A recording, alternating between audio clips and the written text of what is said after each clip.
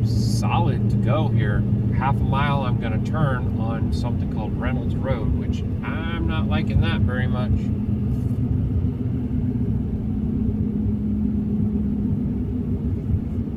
What? Why is it making me do all that weirdness?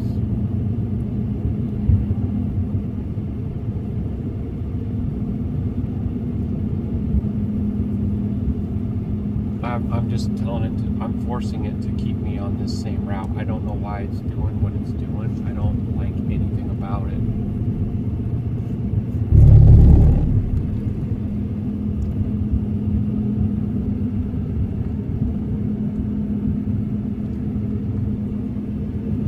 Up to 55, so I was supposed to turn, but now I'm not.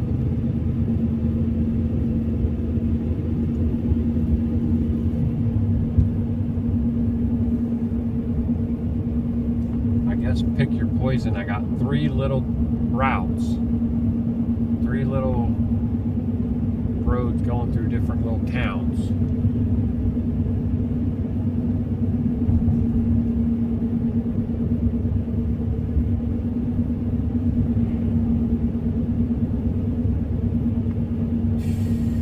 I don't know, you guys, it trips me out.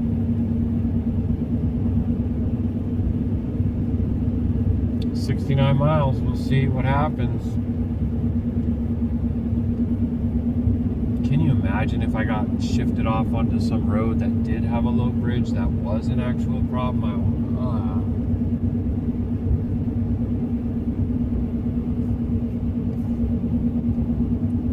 It's like, Abba, please let me get behind a big rig and just follow them.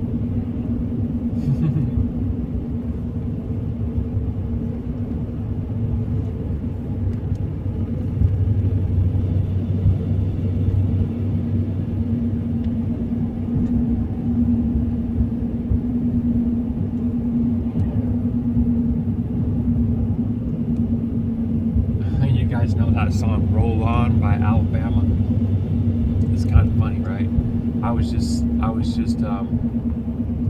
singing while I was waiting for the coffee to brew, and I go, but he calls them every night and he tells them that he loves them. And then I switched to a totally different verse in the song. Then he hangs up the phone saying, no, she hangs up the phone singing "Roll On Highway, roll on crew, roll on daddy till you get back home." Right? They call him and tell him that his rig is abandoned in a snowbank in Illinois and they can't find him and the search has been abandoned because of the weather. And she just says, tell him when you find him that I love him. And she hangs up the phone singing the song that he taught them to sing, right? Roll on highway, roll on crew, roll on mama like I asked you to do. And it just always, that part brings a tear to my eye because her amunah is like, it says in another part in the song, it says the man upstairs was listening when mama asked him to bring daddy home. That also gets me every time. Baruk Yahuah. But I think it's funny that I mixed up the words. So I was just kind of chuckling at myself. He calls him to tell him he loves him and then he hangs up the phone. No, that's not how the song goes. You just took a verse from here and a verse from there and mashed them together and then came up with some whole other thing. So I'm chuckling at myself. 18-wheeler. Yeah, I love those old songs. I can't help it. I really can't. I know how the record industry is and all that, but I got a soft spot for some of these songs, and some of these songs that remind me of my baby. So she made a playlist for me to listen to. Sometimes when I really get to missing them, it'll mess me up. Just make me weep. I got these 3 Polaroid pictures in the side of my bag that I'll pull out. Wife and son, hound dog with his crown on. Little boy made him a crown and put it on his head and took his picture. King Tiger. I mean, dang, y'all. This stuff is crazy out here. With the kind of sacrifices that you're making, you would expect this to be, you know, that it pays well. It just sucks because you got to do this and this, but you're compensated for, you know, for those sacrifices in your paycheck. Stay right. Remember in the scripture when it says that they got to continue making bricks for Pharaoh, but they don't get no straw? That's what it feels like. But, you know, in all honesty, like, I would rather be in this type of situation than have Yahuah, than have some career that pays all this great money and I can afford to do all the things and the retirements and the vacations and everything else, but I don't have any fear of Yahuah. What does it profit a man to gain the whole world and lose his soul to Sheol? All this stuff is passing away anyhow. Look at it all. Look at all the rot. It's nasty. Look at it. And I see lots of people as I travel across this country living in very, very poverty-stricken conditions. And then on the other hand, I'll see folks that got dang mansions and whatnot.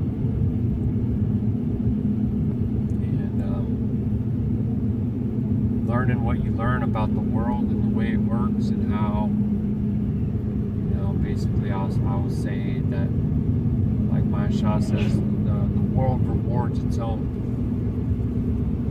Not to be an offense to anybody, but the people that serve and sell out to the beast. Sometimes there's people that sell out their fellow man to the beast system for profit. You know, and they come out financially ahead for the things that they do that lead to greater and greater and greater oppression of the people. And they sleep at night because they don't have a conscience. They try not to think about it, I'm sure. But one day, they will. They'll have to. Everyone must give an account and a testimony for every word, thought, and deed, be it they clean or no, be it they Qadash or no, be it they righteousness or hatah, wisdom or foolishness.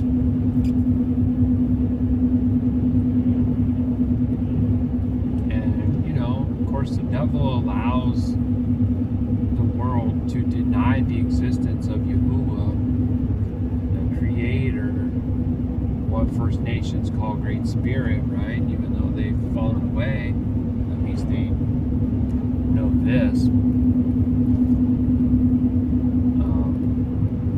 To somehow convince themselves that He doesn't exist at all, that everything's just some random cosmic accident, that they're on a ball whirling, spinning endlessly, traveling through space, and it's funny, all the numbers, right? 666 this and 666 that. And Earth's tilt is, you know, like if you take 666 and subtract it from 100, then you get the amount of degrees that they say the Earth is tilted at.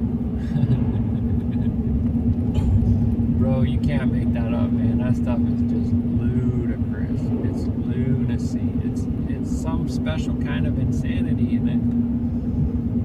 But yet it works, you know? Just like the people who are unable to see, acknowledge, or call out the crimes against humanity committed by those that say that they're Yashar'Al and do lie and are really the synagogue of Hashatan, worshiping Isis, Ra, and El, or I-S-R-A-E-L. Those are three demons. Three demons. It's a H-O-L-Y Trinity. And the one ones that are in the, well, I'll just say what it is. It's a cult of idolatry and lawlessness.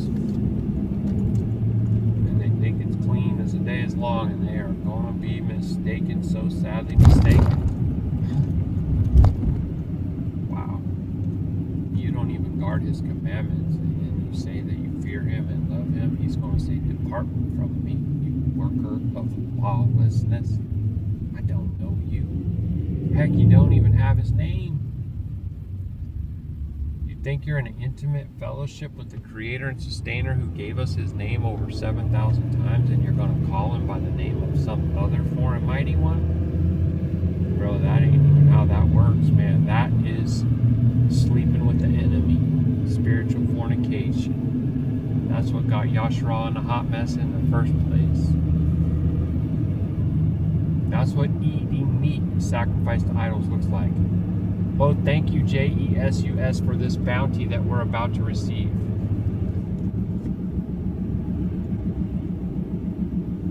Because if you're not thanking Yahuwah for it,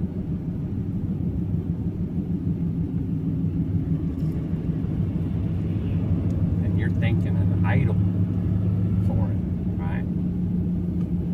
The opposite of meat sacrificed to idols is an offering made by fire. And people think, oh, you don't eat that. The heck you don't. The heck you don't. Those are Yahuwah's feasts. His feast days. Yahoo, would you roast me on the Shabbat? Yeah, I would. Especially, guess what? I got certain times where I'm commanded to. For example, unleavened bread. I'm going to make an offering by fire unto you every single day of that feast. One of them is going to fall on Shabbat, even if you don't know when the Shabbat is. Because it's a 7-day long feast, and you can't get away from the Shabbat being once every 7 days, whether you believe it's Tuesday or Wednesday or Thursday or Friday or Saturday or whatever. Or even if you're people who believe that it changes every month, which you're wrong if you do. You cannot break the pattern of 7. You cannot break it. 6 days you shall labor, the 7th day you shall rest. 6 days you shall labor, the 7th day you shall rest. This continues on and on and on, 52 times a year. There's a really cool drive-in over here. It does look pretty much abandoned, but wow, that would have been a cool place to go back in the day. I feel like it's kind of funny how those went away. Not that you really get any kind of clean movies out of Hollywood, but that's a whole other story, right? I'm gonna tell you something, man. If you're in the way and you're guarding the feast and the commandments of Yahuwah and you're watching movies, you need to take that to the Father, because they're all unclean. There are no clean movies, there are no clean channels. It's just, right? I struggle with this stuff too, like I was talking about the music earlier. Sometimes you just feel like you just gotta turn on a movie and unwind and just go, oh, I'm watching it to decode it. I'm watching it because they show you what they do in movies, right? But so are you taking just tiny little sips from that devil's cup? Because the scripture says you can't drink from the cup of devils and the cup of Yahuwah. So you got to choose. Supposed to choose. Then you got to choose this day whom you shall serve, right? I've seen it before, and I still struggle with it too. Abba, help me and give me the strength. But it's you're putting a little crack in the doorway of your heart that can allow the enemy to come in. There's all kinds of subtle little stuff that's in there. You're going to see things that you can't unsee. You're going to hear things. Whether you're discerning them true or false or whatever, that's fine. You'll be able to weed through and fight off most of it. But why even open up the floodgates for any of that stuff to come through? Why? What does it really profit us at the end? You be able to see what's going on with this enemy, and you don't even need that. I got a car in front of me. It's like a Dodge Charger. It's got a square and compass with the letter G in the center of it, which is for the name of the ancient one that Jesus is named after. And then it also has this big red Maltese cross sticker. Now, does the person that's driving that vehicle know what all that stuff is? Probably not. Most likely not. But I do. And you do, most likely. Listening to this channel. And if you're new, let me know and I'll let you know. Or you could just keep watching, because I talk about it all the time. Look at these old towns, man. Some of these old communities are really neat.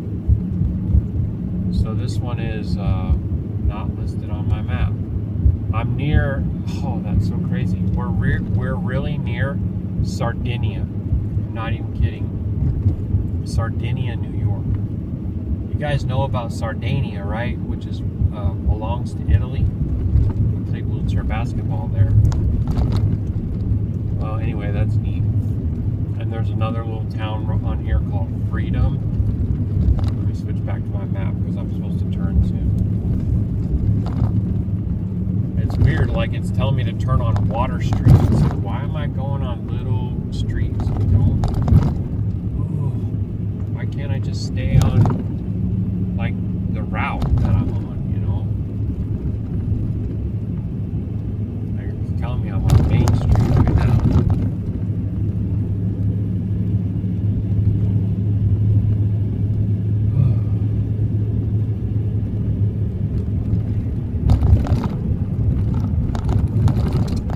Okay, so we're coming into one of these little towns for sure right now. And they're building everything, dude. Taco Bell, KFC, McDonald's, Advance Auto Park. Just to make the town the same as every other old town, everywhere across the whole dang country. It's all corporations.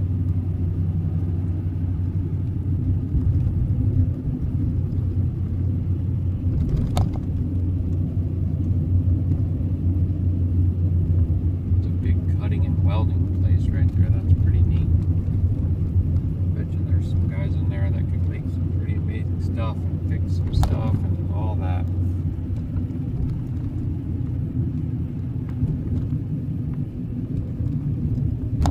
We're dropping this down to 30.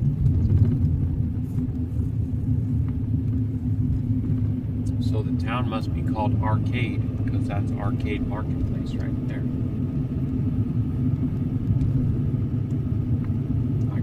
But you could always do a little googly. Arcade, New York. That's probably what we're going to be at. Yep. It says the little sign on the street lights. Welcome to Arcade. And they got the winter banners out because they start doing their decorations for Xmas, right? That's so funny. You guys know what that symbol really actually represents? Roman numeral 10. Twitter X, space X, all that stuff points right back to Saturn. Saturnalia, Saturn worship, Hashatan worship, right in your face, all over the place. It's crazy. Yep.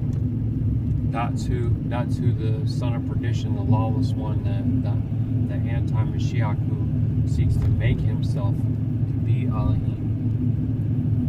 Yep. The one that's on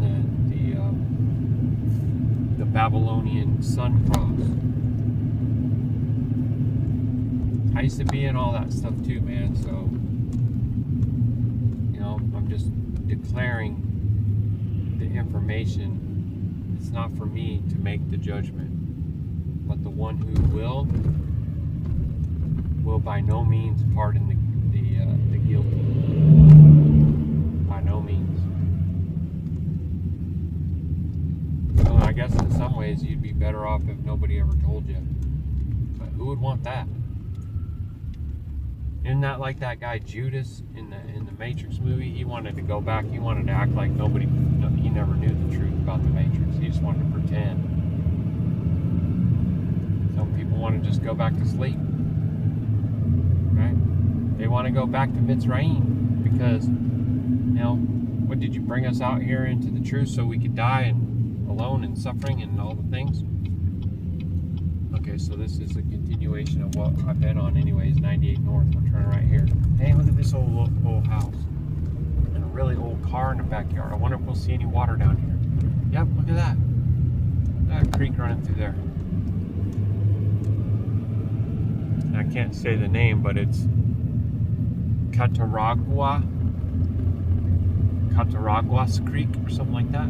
Pretty cool. Obviously, it's a First Nations name. Probably Seneca.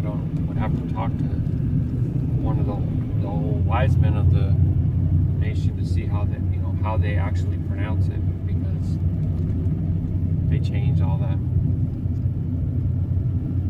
That's what they do. There goes a officer staked out right there. It's going a little bit too quick for this. Is posted at 30. I thought it was 35, but I was going 34. He didn't flinch. So Brakyo, Tara'aba, Hallelujah. There goes some more of that creek right there. That's pretty. I mean, I know everything's kind of dead right now. Soon it'll be all covered in snow, most likely, right? I would think that this place gets a lot of snow in its season.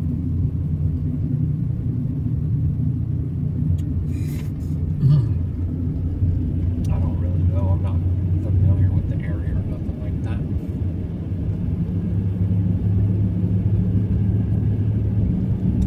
$55 miles, family. Now go ahead and drop this trailer. I will tell you that this trailer pulls great. It's not bucking. It's not heavy, really. The truck has no problem at all on hills or nothing. I'd love to see inside. Sometimes I wish we could trade up the big old honking monster that we have for one of the swift little guys like this. Maybe not so much to just always live in, but to be able to take it even to Wyoming when we move. I'm never going to get out of that triple axle toy hauler, and I always paid more than I needed to, and I'm 6 years in on it, and I owe way more than it's worth. It was never really. It's like I was telling my Yashar'Al, right? Noah built the ark. They went in the ark, but they didn't stay in the ark forever. And there's a time and a season for us to get up out of vengeance. Dwelling in vengeance is almost like during the time leading up to Yahuwah's actual vengeance. And now that I feel like his vengeance is so at hand, like I want to tribe up with my Akim, with my brothers, and I have been trying to call out to the brothers, like we come together and dwell together, sojourn together, and it is like crickets out there, except for obviously Baruk Atah Yahuah, who has really opened up his heart to us, and I feel like we'll be a baruch unto him too, that we have mashpakah. That's how it's supposed to be, that's my ak, and my Asha is his akuthi. I want them to be able to sharpen iron together, so to say, too. Obviously she's under my head covering, but she's have dialogue with brothers and sisters and Yashar'Al, of course. Yeah, I see a bunch of beef right there. This is definitely an interesting road that we have gotten ourselves onto. In fact, I don't even know what they're calling it. East Arcade Road.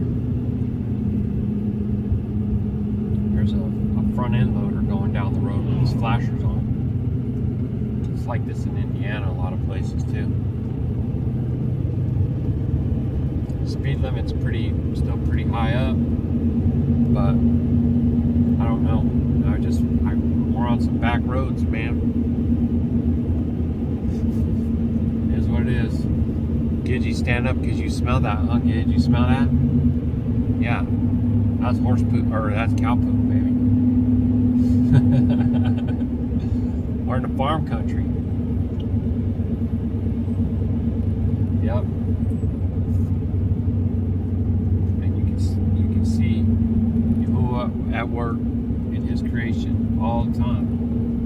Into the earth, into the soil, into the things that come from the earth.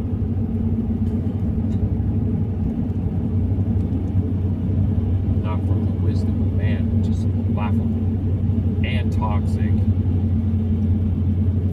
All the things that people love and gotta have, like the plastics. Microplastics will kill you. You know, they make people sick. And I saw something flash up on the screen the other day, and I couldn't really get a great look at it, but it was talking about how they're saying that they have some way to get rid of microplastics. Go look it up. Search it out. Look into it. Can they get rid of microplastics? I feel like they're trying to come out with some new fandangled lie about that now, because people are waking up to the truth that no. Even if you're able to somehow detoxify it out of your body, it goes out into creation and it is not quote unquote destroyed. You know? Pretty crazy stuff, man. Just like a lot of the stuff that they created. They created some special coating for cooking pans that caused like all kinds of problems. Oh yeah, they'll tell you it's approved. They'll tell you it's okay. EPA, FDA, CIA, FBI, whatever, man. It's all the same nonsense. 3-letter agencies. Babylon. Blah blah blah blah blah blah blah blah blah blah blah blah blah blah blah blah blah blah. That's how they treat you.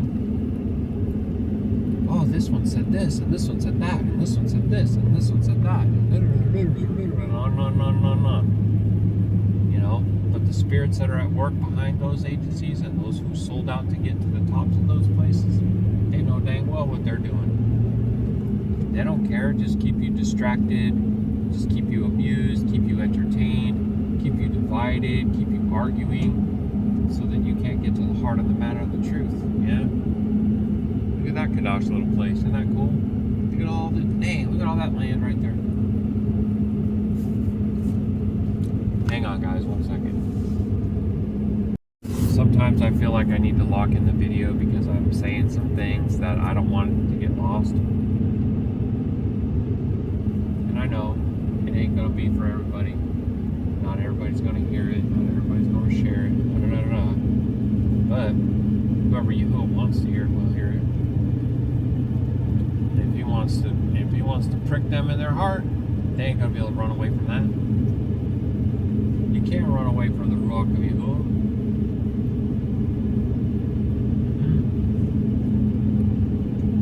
Man, he goes where he wills and he does what he said, what he departs to do, he accomplishes. Salakia. Try not to say S-E-T, it's a foreign mighty one's name, which is mixed into our language everywhere. Like when you're, I don't know, changing the adjustments on your TV, the S-E-T-T-I-N-G-S, or when you're frustrated and angry, you're U-P-S-E-T, and that kind of stuff. It's all over the place. When the sun is going down, he's S-E-T-T, right? That's how they do this stuff. Amar the other day when I was talking to him said something, man. What did he say? I try not to say. Oh, Listen.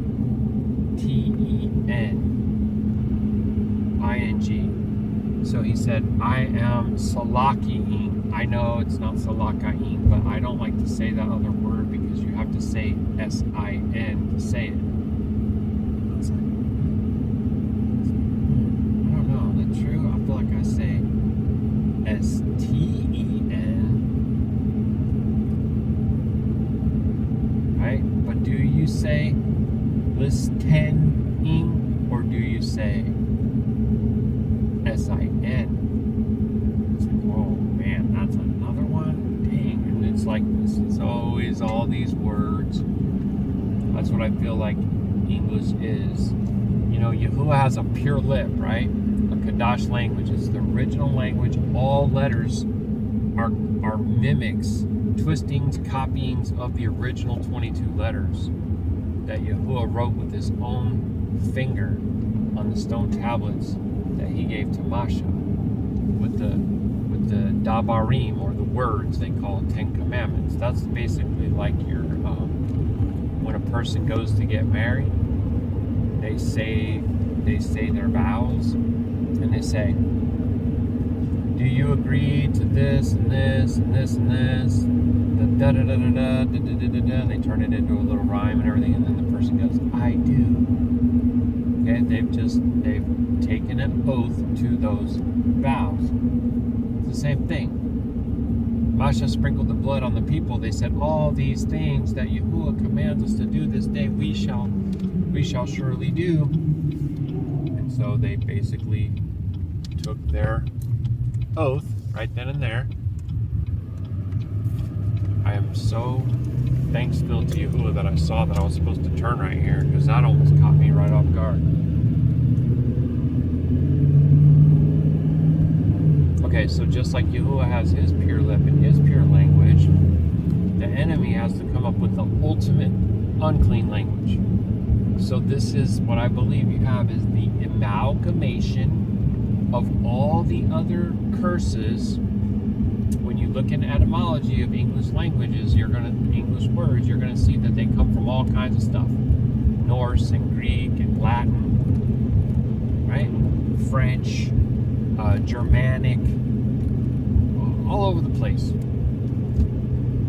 You just take all the names of foreign mighty ones and all the names of quote-unquote curses, put them into this tongue, say it means this, and say it means that, and say it means this. Like, this is a high intelligence operation, because remember, ancient evil demonic entities are very intelligent. Very intelligent. Man is not able to match that. The craftiness and the subtlety, right? Even some people wrestle with hearing the doublespeak, like of that sign right there underneath that cross. There's a very ancient evil that's dwelling in that one, and the words that come out of that one's mouth have multiple meanings, just like it was with Barack Obama. Same thing. He was one of the most gifted orators I had ever seen, and he could be telling the people something very unwell, and they'll just be cheering and applauding and worshiping like they're screaming for a Beatle, one of the Beatles. That's how it is. And people are given over in their worship and idolatry of presidents and singers and athletes and all the rest. So the entire land is filled with idolatry and cursing. Completely filled with it. Right? And so, you know, I have nothing personally against people who sign up to serve, you know, say like in the military and different things like that. I'm a military brat, you know, to say that my mother and father serve in the military. Okay? And I used to be very much a statist, right? USA! Like I'm very proud to be American, right? look into it, if you look at the batches, the insignias, the names of the different operations, like, it's all occult. It's crazy how it is. Sun, moon, stars, dragons, wizards, lightnings, Apollo, and even the modern day moon stuff, NASA stuff, Artemis. You know, this is one of the female Foreign Mighty One characters. It's everywhere. It's on and on and on. What a shame to have these big wind turbines all over the landscape here. It's not just here. It's everywhere. But yeah, well, how's some of this for a country? You know, this property right here, and they grow milk. Oof, looks like it's falling on hard times. Hard times on Beaver Dam Road, family. It looks just like dozens that I will see in Indiana, in Illinois, and I mean everywhere.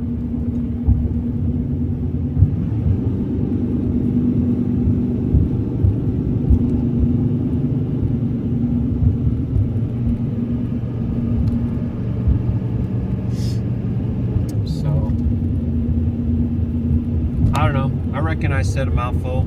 It's a lot of information, so maybe we should just leave it there. You know, after I get done dropping this trailer, then I'm gonna start making my way back, and I do want to get back to Wakarusa for Shabbat, but I gotta be quite honest with you, like, I don't feel like that's necessarily gonna happen. And now that I've just said that, I realize I did not update my log. Oh, Yarba Yahoo, come on. You know better. I do, but I'm also trying to hustle and, juggling a bunch of different things. So I need to update my log. I need to get safe to my destination primarily, and I need to drop this trailer. And then I gotta try to boogie back to the lounge, and I honestly don't think I'm gonna make it. So I may end up having to spend Shabbat somewhere on the road between here and there. Only Yahuwah knows. But wherever he leads me, I will go. Baruk Atah Yahuah.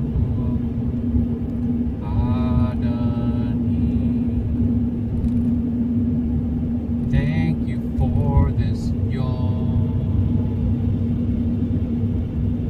Please give us your guilt, Shalum and Pasah. In Yahusha's name. Yahusha is Yahuwah. Yahuwah is Yahusha. Yahshua, Baruk Yahuah.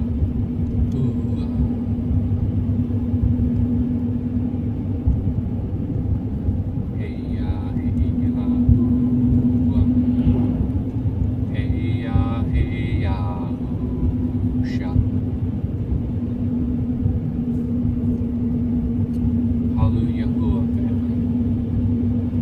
Baruk Atah, favor from on high, and Ahaba, much love in Yahuwah to all my siblings out there. Get with me, family. Message me. Email me. Maybe we can even break bread or have an offering by fire unto Yahuwah. Blow the ram's horn. Seek truth in all its purity. The path is narrow, so not kind of north. Due north. Not kind of Qadash. Qadash. May we be like our Father in the Shemayim, who is perfect. And when we fail, when we fall short, turn. Cry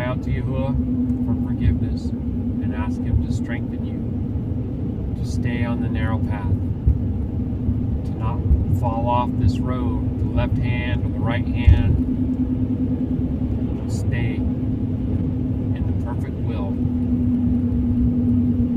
of Yahusha HaMashiach. Yes, hallelujah. Shalom, shalom, family.